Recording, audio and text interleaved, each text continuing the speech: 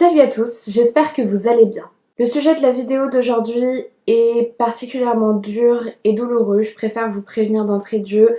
Je vais vous parler de l'agression sexuelle et du meurtre d'une enfant. C'est le genre de sujet qui est toujours très difficile et délicat à aborder, mais comme c'est une affaire qui a eu de véritables conséquences sur la société américaine, je trouve que c'est important de vous en parler.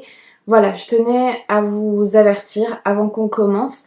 Comme d'habitude, je vous laisse vous installer bien confortablement, éteindre vos lumières et dès que vous êtes prêts, c'est parti.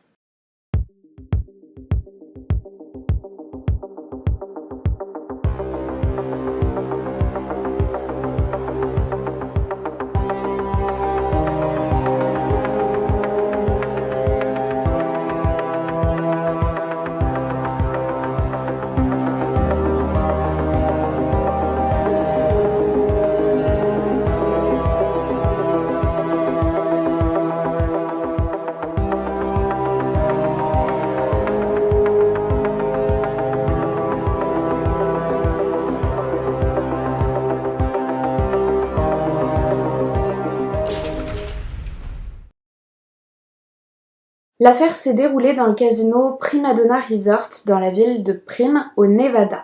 C'est une petite ville dans le désert à une trentaine de kilomètres au sud de Las Vegas qui se situe pile sur la limite entre les États du Nevada et de la Californie. On est le 25 mai 1997, très tôt le matin, vers 3h environ, dans une salle d'arcade du casino. La petite Cherise Iverson, 7 ans, s'amuse dans la salle, elle court, joue à cache-cache avec des clients. Son père est en train de jouer de l'argent plus loin, il boit. Il a laissé la surveillance de Cherise à son frère aîné de 14 ans qui, lui non plus, ne suit pas les mouvements de sa petite sœur avec beaucoup d'attention. Cherise commence à s'amuser avec deux jeunes hommes, David Cash Jr., 17 ans, et Jeremy Stromeyer, 18 ans. C'est Jeremy qui se prend le plus au jeu, il s'amuse à poursuivre la petite fille comme s'il jouait à chat. À 3h47, Cherise part se cacher dans les toilettes pour femmes du casino. Jérémy la suit. Il se retrouve seul avec la petite fille. Toujours pour jouer, il commence à se jeter des boulettes de papier toilette mouillées l'un sur l'autre. Cherise ramasse un petit panneau en plastique jaune, vous savez, ceux qui servent à signaler que le sol est mouillé dans les lieux publics, et le jette sur Jérémy. C'est, paraît-il, à partir de ce moment-là que les choses dégénèrent. Jeremy Stromeyer est ivre, mais il a aussi pris de la drogue. Furieux que la petite fille lui ait jeté le panneau dessus, il l'empoigne et commence à l'étrangler d'une main. De l'autre, il la déshabille partiellement. David Cash entre lui aussi dans les toilettes pour femmes et il surprend son ami en plein attouchement sur la fillette, une main sur sa bouche pour l'empêcher de crier. David observe la scène sans rien dire, puis tourne les talons et ressort des toilettes. Jérémy entraîne Cherise dans les toilettes du fond, une cabine qui est réservée aux personnes handicapées, où il s'enferme avec elle. Il la viole alors qu'elle est inconsciente après qu'il l'ait étranglée. À plusieurs reprises, des femmes entrent, utilisent les toilettes et ressortent sans avoir conscience de ce qui se passe dans la cabine du fond. Après une vingtaine de minutes, Jérémy réalise que la petite fille respire encore. Il panique et décide de la tuer en lui tordant le cou pour lui briser la nuque. Il doit s'y reprendre à 2 reprises, mais tue effectivement Cherise de cette manière, avant de la placer assise sur les toilettes, les pieds dans la cuvette, et de ressortir de là. Vers 5h du matin, le père de Cherise, Leroy Iverson, réalise qu'il n'a pas vu sa fille depuis un moment et part à sa recherche. C'est à ce moment-là qu'on retrouve le corps sans vie de la petite fille. Immédiatement, la police commence à enquêter. C'est grâce aux caméras de surveillance de la salle d'arcade qu'on découvre les images glaçantes de 2 individus, des jeunes hommes, qui ont suivi la petite fille aux toilettes avant de repartir sans elle, quelques instants plus tard pour l'un et 20 minutes après pour l'autre. Les policiers retrouvent aussi 2 jeunes femmes qui ont croisé le suspect sur le parking du casino quelques minutes après qu'il ait quitté la salle d'arcade. En les croisant, l'individu avait un comportement bizarre, il a échangé quelques mots avec elles, leur a dit qu'il venait de Long Beach et a soulevé son t-shirt pour leur montrer ses piercings au téton, puis il est reparti. Grâce à cette information, les enquêteurs savent donc un peu plus précisément où chercher. Ils diffusent des photos des 2 suspects dans le Los Angeles Times et sur les chaînes de télévision californiennes. Très vite, ils reçoivent des appels d'élèves du lycée Woodrow Wilson qui ont reconnu leurs camarades de classe, David Cash et Jeremy Strohmeyer. Strohmeyer est interpellé le 28 mai. Quand les policiers viennent pour l'arrêter à son domicile, il tente de prendre la fuite par une porte arrière, mais il est presque immédiatement intercepté. La mère de Jeremy, qui vient d'assister à la scène, est retrouvée en pleurs. Elle présente aux policiers un flacon vide de pilules de dexédrine et une note laissée par son fils sur laquelle on peut lire « Je suis tellement désolée. Je prie pour que cela suffise à me tuer. Par pitié Dieu, laissez-moi mourir. Je suis désolée maman, je suis désolée papa, Heather, tous mes amis et ma famille. Pardonnez-moi car j'ai péché. Je suis désolée. S'il vous plaît, donnez ces affaires à Agnès Lee. Dites-lui que je l'aimerai toujours. » La dexédrine, c'est un médicament dérivé de l'amphétamine qui est généralement prescrit pour soigner l'hyperactivité et les troubles de l'attention, comme c'était justement le cas pour Jeremy Strohmeyer. Il est immédiatement conduit aux urgences pour subir un lavage d'estomac, ce qui lui sauve la vie, et sur son lit d'hôpital, juste après l'intervention, Jeremy avoue le meurtre de Sheriff Iverson de façon calme et détachée aux policiers. Quand vient la question du mobile, il répond « La mort. Je voulais faire l'expérience de la mort, je n'en ai jamais été aussi proche. » Plus tard, Jeremy Strohmeyer répétera les mêmes déclarations en interrogatoire au poste de police, sans présence d'un avocat. Il explique le déroulement des événements comme je vous l'ai raconté tout à l'heure, avoir commencé à jouer avec Sheriff dans la salle d'arcade, puis l'avoir suivi dans les toilettes et être entré dans une rage incontrôlable après qu'elle lui ait lancé le panneau de plastique. Pour lui, toute la scène suivante est un peu floue, comme dans un rêve.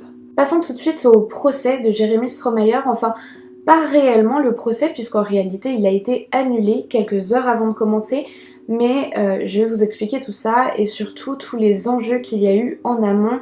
C'est vraiment le point le plus intéressant de cette affaire, honnêtement, puisque c'est là qu'on va apprendre pas mal de choses sur l'accusé, et que beaucoup de questions vont être soulevées.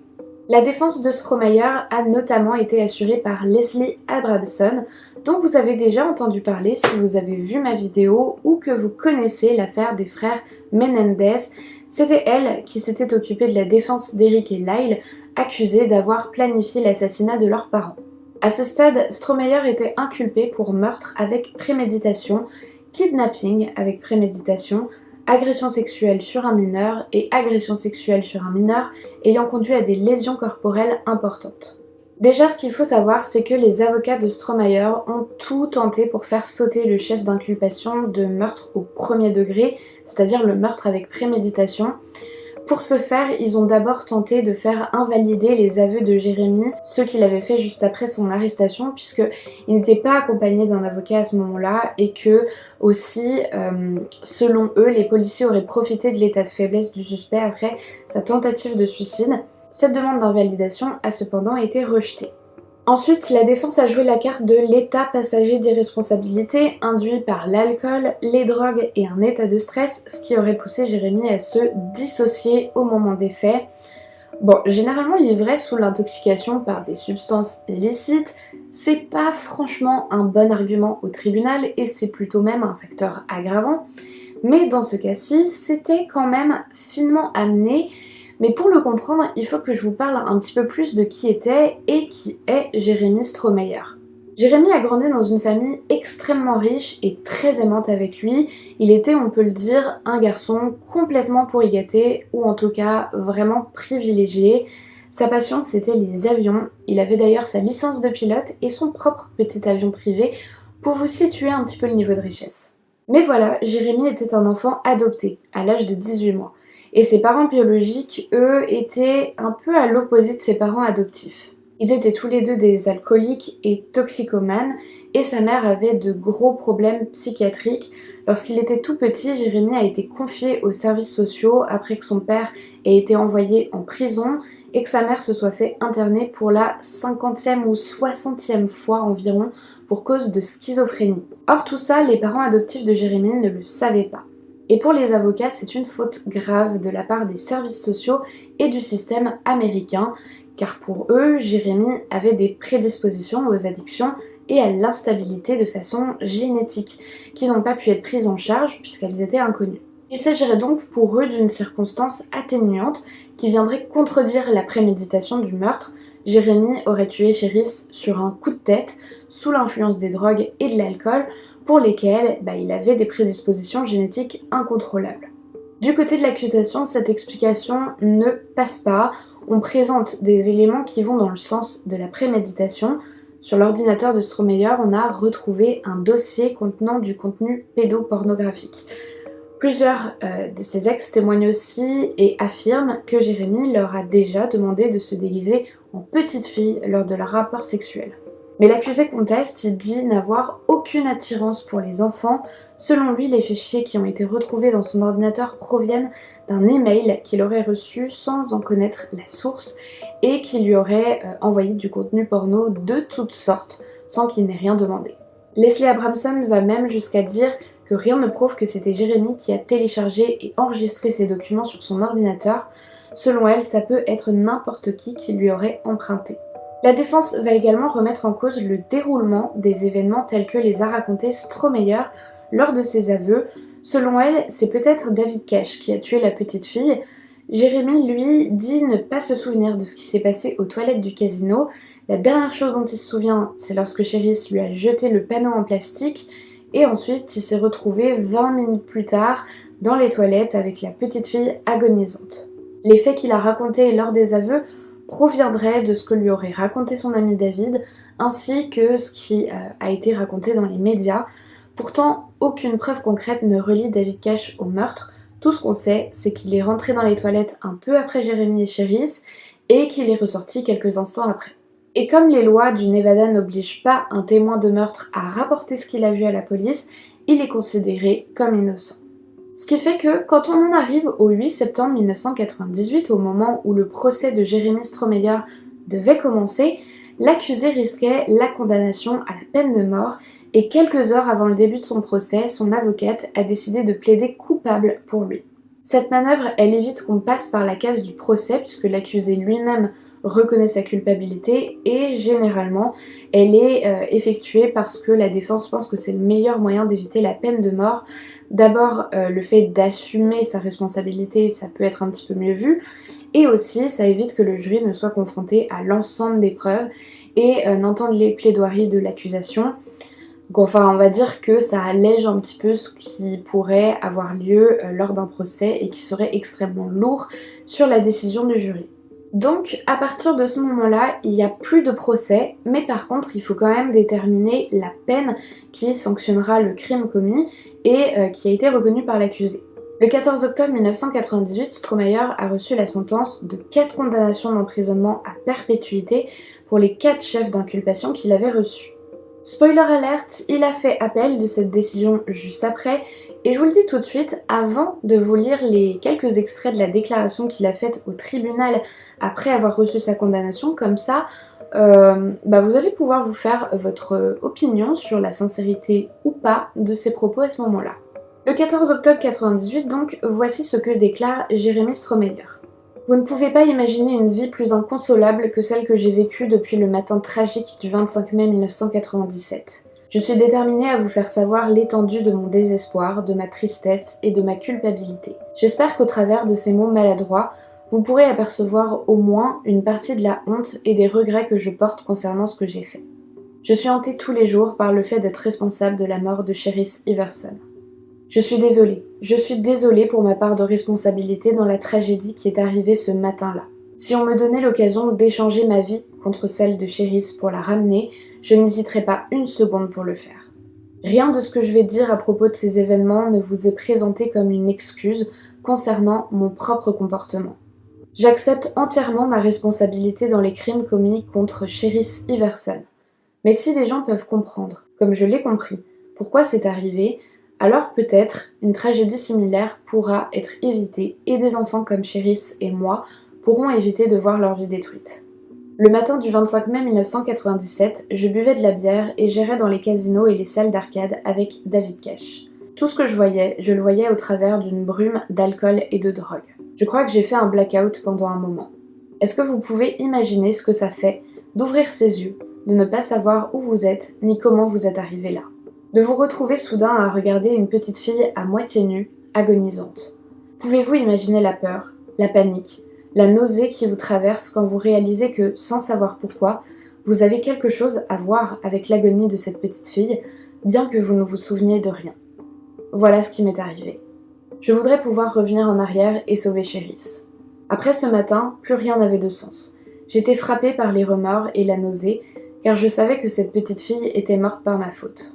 Pourtant, mon meilleur ami de l'époque, David Cash, n'arrêtait pas de me féliciter et de me serrer dans ses bras pour ce à quoi nous avions supposément réussi à échapper. On m'a dit récemment qu'il parlait toujours de cet horrible meurtre comme de quelque chose dont on peut être fier. Alors qu'on était toujours au Nevada, Dave m'a dit comment nous devrions tenter de cacher ce qui s'était passé. Il m'a dit qu'il avait été avec moi dans les toilettes et Chérisse, bien que je ne m'en souvienne pas. Il a parlé des caméras de surveillance et du fait qu'on pourrait être reconnu et comment on devrait répondre dans ces cas-là. À mon retour en Californie, tout ce à quoi je pouvais penser était que cette petite fille était morte par ma faute et que je méritais de mourir aussi. Je ne savais pas que la police était en route pour m'arrêter. Alors j'ai pris mon flacon de Dexedrine et j'ai avalé toutes les gélules. Ma mère est rentrée à la maison plus tôt que prévu, alors je me suis enfuie avant qu'elle ne me voie. Je ne suis pas allée bien loin avant d'être arrêtée. On m'a emmenée à l'hôpital pour un lavage d'estomac. J'ai vu que 2 officiers de police étaient dans la même pièce que moi, à côté de mon lit. Ils m'ont posé des questions et m'ont dit que ce serait plus simple pour moi, ma famille et tout le monde si j'avouais tout. Alors, je leur ai dit ce qu'ils avaient envie d'entendre, ou du moins ce que je pensais qu'ils voulaient entendre. Quand on m'a emmenée au poste, j'étais fatiguée et dépressif. Je voulais toujours mourir. Étant donné l'influence qu'il avait eue sur moi durant l'année précédente, j'avais une loyauté mal placée envers David Cash.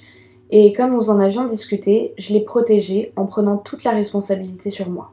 Je l'ai fait car il était mon meilleur ami et il m'avait supplié de le laisser en dehors de tout ça. J'ai avoué toutes les fautes, réelles et imaginées, commises contre Chérisse. J'ai avoué des choses dont je me souvenais et d'autres dont je ne me souvenais pas. La question que je me suis posée de nombreuses fois depuis cet horrible matin, c'est à quel moment j'ai commencé à dérailler. Comment j'en ai pu arriver au point qui a causé la mort d'une petite fille? En essayant de répondre à ces questions, j'ai reçu beaucoup d'aide de mes avocats, de ma famille et d'experts psychiatres. J'ai beaucoup appris sur les risques des adoptions fermées, de la transmission héréditaire des maladies mentales et de l'addiction, des effets létaux de l'alcool et de la drogue. Ce savoir est arrivé trop tard pour sauver Chérisse et pour me sauver, mais j'en parle aujourd'hui dans l'espoir qu'il ne soit pas trop tard pour d'autres enfants. Des enfants comme Chérisse, des enfants comme moi. Connaître la vérité à propos de mes parents adoptifs aurait pu permettre de prévenir mon addiction. Je savais que je n'allais pas bien et que j'avais besoin d'aide, même si je ne connaissais mal les causes de ce mal-être. J'ai cru que ma dépression, qui m'a poussée à prendre de la drogue, était causée par les tourments que m'ont causés ma petite amie. Avec Agnès Lee, j'ai trouvé le parfait instrument pour me détester, une menteuse pathologique, qui disait être incapable de ressentir de réels sentiments pour les gens. Je pensais que j'allais lui apprendre comment aimer. Au lieu de ça, elle m'a appris la peine d'être rejetée, celle de voir sa descendance être avortée, d'utiliser la méthamphétamine pour masquer la douleur. J'ai pris rendez-vous avec un psychiatre. La séance a duré 20 minutes. À la fin de ces 20 minutes, il m'a donné une ordonnance pour un médicament, la dexédrine, une forme d'amphétamine. 2 jours plus tard, Dave Cash m'a appelé pour m'inviter à aller à Las Vegas avec son père pour le week-end. Quand on est arrivé là-bas vers minuit, j'ai commencé à sentir les effets du sevrage du speed et ceux de mon nouveau traitement à la dexédrine. Alors j'ai commencé à boire dès que j'en ai eu l'occasion. Ça me rend malade de savoir que toutes ces choses ont provoqué en moi tant de brutalité. Bien que je me sente responsable pour ce qui est arrivé cette nuit-là, je crois aussi qu'on ne peut pas comprendre ces faits comme ceux d'une mauvaise personne. Tout aurait pu être évité si j'avais eu le savoir que j'ai aujourd'hui, mais aussi si ceux qui m'entouraient avaient fait les bonnes choses. Si j'avais reçu le bon traitement, si les experts en santé mentale que j'avais consultés avaient soulevé le problème de mon adoption, si on avait su d'où et de qui je venais, si David Cash avait été un être humain plutôt qu'un simple cerveau sans cœur et sans âme, si les casinos n'avaient pas vendu à de nombreuses reprises de l'alcool à un jeune de 18 ans, si les profits des jeux d'argent n'avaient pas attiré des familles dans leurs casinos des nuits entières, si le père de David Cash avait tenu sa promesse de partir à 3 heures du matin. Est-ce que, si l'une de ces choses avait été différente, cela aurait sauvé Chérisse? Je le pense. Mais personne ne peut le savoir. J'ai volé à Chérisse son bonheur, son amour, ses rires, son futur. Ce qui lui est arrivé est le cauchemar de tous les bons parents. Mais les autres enfants ne seront pas protégés tant que les gens croiront aux stéréotypes et aux caricatures. Je ne suis pas un monstre, un pédophile, un délinquant, un sociopathe. Je n'étais pas un prédateur attendant l'occasion d'arracher un enfant à sa famille. Je ne suis pas si différente de vos enfants, de vos frères ou de vos cousins. Ce qui m'est arrivé peut arriver à d'autres enfants. Comme Cherish, je pensais que j'aurais une longue vie, entourée par ma famille aimante. L'amertume de ma punition est grande, mais c'est une rétribution à la hauteur du mal que j'ai causé. Beaucoup de personnes pensent qu'une peine de prison à perpétuité, sans possibilité de libération, signifie une existence futile et sans espoir. Ce n'est pas le cas. Passer le restant de ses jours en prison est bien mieux que d'être exécuté. Si une personne condamnée pour un crime est mise à mort, elle n'aura pas la chance de pouvoir peut-être, un jour, rattraper ses torts envers la société. Je ne veux pas que la mort de Cherish ait été vaine. À mes parents, merci. Je ferai tout ce que je peux et travaillerai dur pour que vous soyez fiers de moi. Un jour, je serai quelqu'un dont vous serez fiers. Je vous aime. Voilà, c'était assez long, mais sachez que j'ai beaucoup coupé. En vrai, le texte du discours est au moins 4 ou 5 fois plus long que ça. J'ai essayé de conserver les idées principales. Alors comme je vous le disais, peu de temps après sa condamnation, Jérémy Strohmeyer a fait appel de ses peines de perpétuité. Est-ce que ça vient de lui? Est-ce que ce sont ses avocats qui l'ont poussé? Je ne sais pas. Mais en tout cas, ça ne donne pas franchement l'impression qu'il reconnaît pleinement sa culpabilité dans l'agression sexuelle et le meurtre de la petite Cherish. Comme vous l'avez aussi entendu, on voit qu'il a tendance à beaucoup rejeter la faute sur les autres, que ce soit ses parents biologiques, ses psychiatres, la drogue, l'alcool, sa petite amie, les casinos, son ami David. Ça c'est un point intéressant je trouve parce que généralement c'est quelque chose qu'on pourrait plus facilement entendre en France ou en Europe. Tandis que il me semble qu'aux États-Unis, qui est vraiment le pays des libertés, on a plus tendance à prôner les responsabilités individuelles. Peut-être que je me trompe parce que je suis pas une experte à propos de la société américaine, mais j'ai très souvent eu ce sentiment, soit en lisant des affaires criminelles, mais aussi en y allant, que là-bas il y a beaucoup moins de restrictions sur beaucoup de choses, notamment concernant la santé et la sécurité. C'est un peu plus du genre si tu veux y aller, vas-y, mais c'est à tes risques et périls. En tout cas, moi c'est ce que j'ai constaté par exemple dans les parcs nationaux où on vous laisse vous approcher des ravins, des torrents, etc. Là où en France on aurait probablement eu des barrières ou en tout cas des panneaux qui interdisent de s'approcher. Et d'un autre côté, c'est un petit peu paradoxal, mais c'est vrai que c'est aussi le pays où on attaque en justice tout et n'importe qui dès qu'il y a un problème. Genre, vous savez, les gens qui intentent des procès à un fast-food parce qu'ils ont glissé sur une frite. Enfin bref, tout ça pour dire que Jérémy Strohmeyer, il a ce double discours où il dit que il est responsable du meurtre de Cherish, mais en même temps, il énumère lui-même la liste de tous les facteurs qui l'ont peut-être poussé à passer à l'acte, ainsi que ceux qui ont facilité ce passage à l'acte, ce qui au final donne l'étrange sensation qu'il rejette la faute sur son environnement. Aujourd'hui, Strohmeyer est toujours en prison, il a déposé à plusieurs reprises des demandes de libération sous condition qui ont toutes été refusées, la dernière en date remonte à 2018. Au départ, il a été placé dans une prison de haute sécurité, soit celle pour les criminels les plus dangereux, mais il se trouvait dans une cellule à l'écart des autres détenus. Et maintenant, visiblement, il a été transféré dans une prison qui est classée médium, donc j'imagine qu'il est plus autant entouré de criminels considérés comme les plus violents.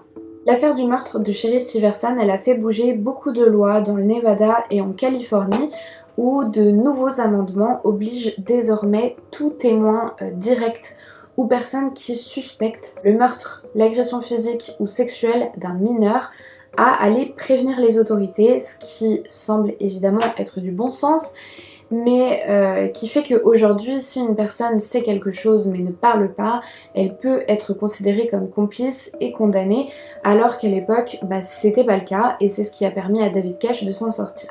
C'est aussi depuis cette affaire que les mesures de sécurité ont été renforcées dans les casinos et que les enfants ne sont désormais plus acceptés afin d'éviter qu'ils ne se promènent sans surveillance de leurs parents. Quant à David Cash, puisqu'on parle de lui, comme je viens de vous le dire, il n'a donc pas été inculpé pour complicité dans le meurtre de la petite Cherish, malgré les protestations de la famille Iverson et notamment de la mère de la petite fille. Par contre, il a fait parler de lui dans la presse, évidemment, et il a été interviewé à plusieurs reprises, et ses réponses sont vraiment très choquantes. Il a notamment déclaré « C'était un tragique événement. Le fait est, cependant, que je ne connais pas cette petite fille. Tous les jours, des gens que je ne connais pas sont tués, au Panama ou en Afrique, et je ne peux pas ressentir de remords les concernant. La seule personne que je connaissais dans cette histoire, c'est Jérémy Strohmeyer, mais moi, je n'ai rien fait de mal. » Je ne peux pas être bouleversée à propos de la vie de quelqu'un d'autre. Je dois déjà me préoccuper de moi-même d'abord. Je ne vais pas perdre le sommeil pour les problèmes d'une autre personne. La publicité autour de cette histoire m'a permis de me taper plus de femmes.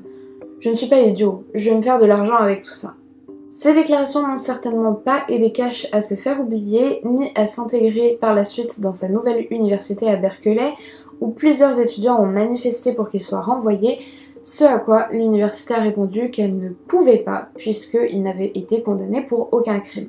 Il est aujourd'hui encore connu et étudié aux États-Unis dans certaines classes de psychologie comme le mauvais samaritain, donc celui qui n'apporte pas son aide à une personne victime. Beaucoup de personnes disent, et ça je peux que les approuver, qu'au moment de ces interviews, il donnait vraiment l'impression de n'avoir aucune empathie. Maintenant, ça signifie pas que c'est quelqu'un de dangereux, on peut juste être une merde sans pour autant commettre soi-même des crimes, mais j'espère qu'il a bien évolué depuis tout ça. En tout cas, on ne sait pas vraiment ce qu'il est devenu, il y a certaines rumeurs sur internet qui disent qu'il a changé de nom pour tenter de se faire oublier, ou alors qu'il vit désormais au Canada, mais tout ça reste assez nébuleux. Avant de terminer cette vidéo, je voudrais redire quelques mots sur le discours de Strohmeyer. J'imagine que vous l'avez entendu, c'est un discours qui est en soi très bien écrit, il a été préparé, travaillé, étudié pour que d'une certaine façon Jérémy passe pour une victime. Il se met lui-même souvent en parallèle avec Cherise. On peut pas lui enlever qu'il met le doigt sur, c'est vrai, des défaillances dans le système, ce qu'on appelle, comme je vous le rabâche tout le temps, des facteurs du passage à l'acte. Mais s'il y a bien une chose à retenir néanmoins, c'est que malgré tous ces facteurs, tous ces événements de vie, de l'environnement, tous ces accidents, toutes ces failles accumulées ne constituent pas une excuse à un passage à l'acte. Elle est là la différence, on peut comprendre quels sont les éléments qui vont mener jusqu'à une certaine limite, mais le fait qu'une personne va un jour dépasser cette limite, ça c'est sa responsabilité et rien de l'excuse. Ça permet aussi de mettre en lumière le travail des criminologues qui travaillent en grande partie sur la compréhension de ces facteurs, justement pour pouvoir ensuite faire de la prévention. Et comme on le voit, on peut effectivement faire en sorte de réduire les risques par la suite une fois que ces facteurs sont identifiés. Ça peut être par des nouvelles lois qui vont obliger les lieux publics à respecter certaines règles, à mieux protéger les gens et surtout les plus vulnérables. Ça peut être des nouvelles punitions pour ceux qui ne prêtent pas secours. Ça peut aussi être effectivement d'avertir au mieux sur les dangers de l'alcool et des drogues, mais aussi d'encadrer les procédures d'adoption et en effet de signaler les problèmes de santé mentale qui, oui, c'est vrai, peuvent être héréditaires, etc., etc.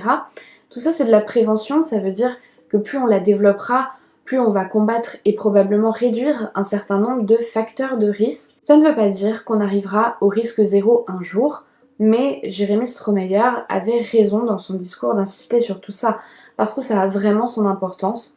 Tout ce que je déplore, moi, c'est qu'il ait mis l'accent sur ces choses et insisté sur les autres responsables, et bien qu'il ait dit qu'il reconnaissait sa culpabilité, ça ne me semble personnellement pas suffisant.